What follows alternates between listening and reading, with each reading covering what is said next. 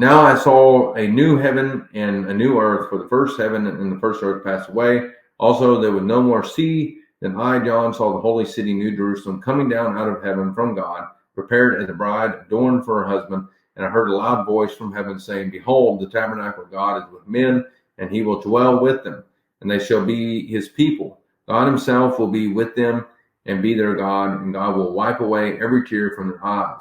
So this is what I'm getting at real quick with the ideas of heaven and free will, autonomy within heaven. So, because people will have this representation, we built this model of interpretational model of heaven, but it's construed in a way that represents that doesn't really represent anything that's found within Scripture. That's what's interesting. We envision all these puffy clouds, little naked angels or something, and we're just sitting around and like angels enjoying ourselves. But think about this right quick.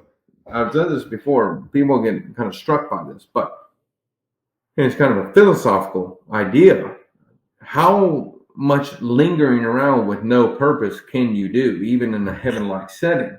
Heaven has to have some sort of growth within it, because you're not perfect. No one's perfect. Even the angels are not perfect. Only God is perfect.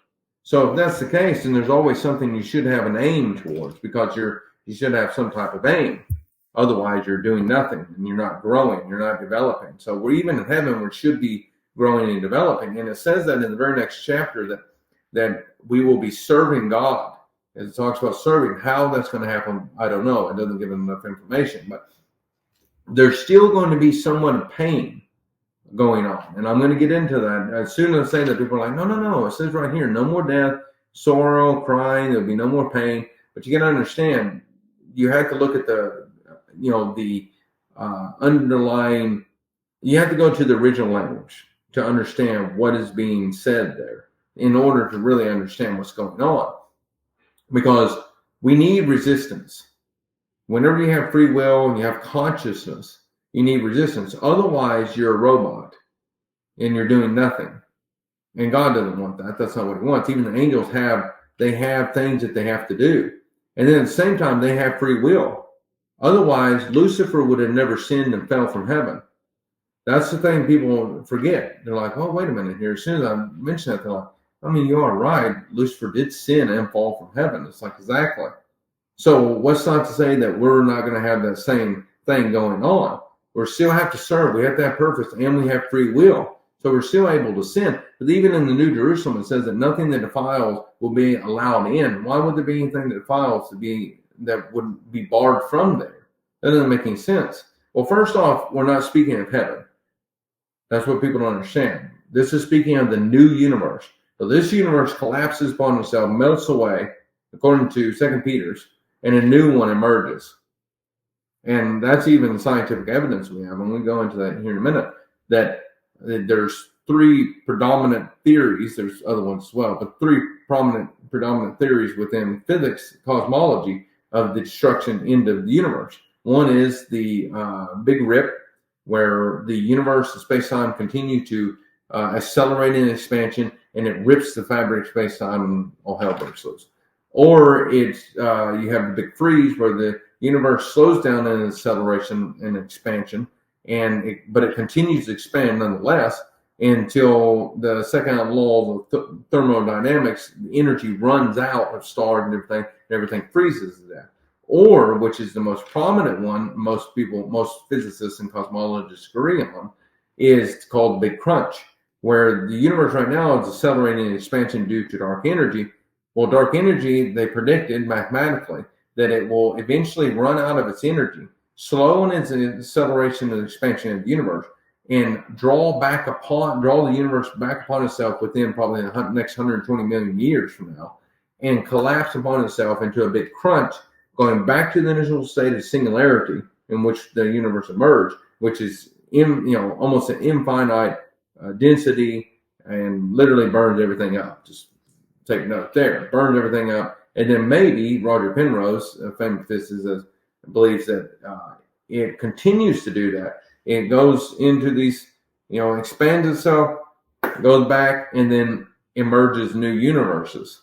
So that's exactly what Scripture says that it's going to do, that it will collapse back on itself into, there'll be great noises, the elements will melt with fervent heat. So it's stating this big crunch-like deal. It'll melt, go back to the initial state of singularity, and then emerge a new universe with different properties, so to speak. And that's exactly what we see happening. That's one of those predominant theories of cosmology right now with the end of the universe.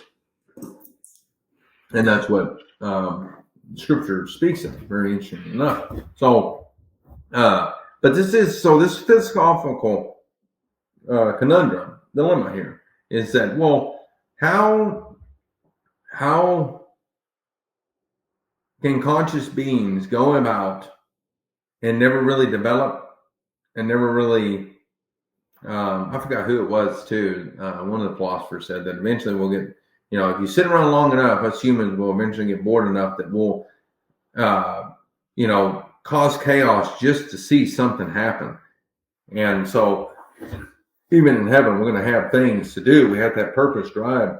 Like I said, we're not perfect, nor will we ever be, because we're not God. So we're going to always have something to strive towards and to climb and develop and transform, even in the heavenly state, which again is not heaven, it's the new universe. But either way, into this within a new body and everything, we're going to still continue to progress forward.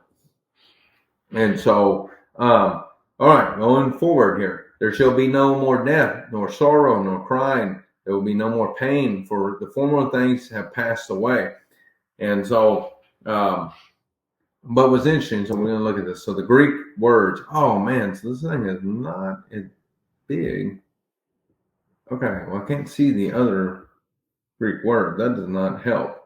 Okay, but anyway, so we're going to look at this at least. So the sorrow, which is the Greek word penthos, which is mourning, it's like a deep, depressed state. There will be no more of that. That doesn't necessarily imply that there won't be any type of sadness.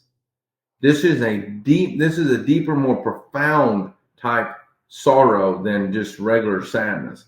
And each subsequent word that's being used, crying and pain, all represent the same exact thing. It's profound, perfusive crying, or perfusive, profound pain and sorrow. Each one has the same thing. It's an intense type expression, not just a simplistic deal. And so I wanted to use something here. So this right here is the Greek word dakruo, which is what's used whenever it says Jesus wept. This is to weep, to shed tears. This is crying. This is your normal crying being used. The word being used in Revelations here is the Greek word kroge, I believe is how that's pronounced, kroge, which is outcry.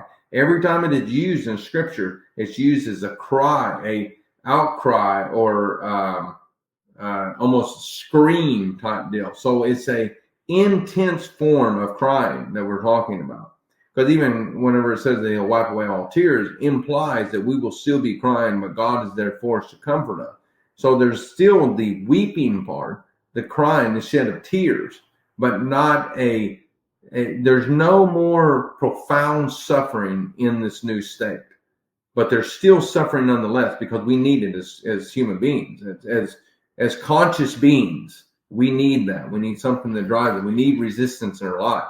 If there's no resistance, then we're free floating and we're doing nothing and we're going nowhere. And there's nothing good that comes from that. Eventually you get so bored, you become like bored teenagers that go light stuff on fire.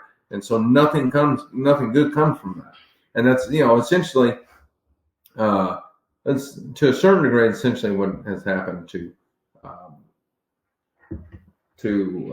Lucifer in his fall. So let me look here. I don't have the back row. Ponos is the Greek word. It's unfortunately on the outer edge there. Ponos, which means pain, but it's an intense pain. It's anguish. There's other Greek words that are used for pain, for more simplistic type pain, that is not used. Every single form there being used is an intense intense sorrow, intense crying, intense pain. So there's still going to be the simpler forms because we have to have that. That's what makes us human. That's what makes us conscious. That's what makes us conscious, emotionally connected beings. If there's not that, then we're just robots. We have no feelings. For feelings to exist, there must also be the susceptibility to experience those feelings. And so that means also in the negative form, not just within the positive form. Otherwise, you're just a manic running around with a big smile on your face, doing all kinds of crazy stuff, and nothing good's going to come from that either. So I thought about this for quite some time to understand the philosophical conundrum that's going on there.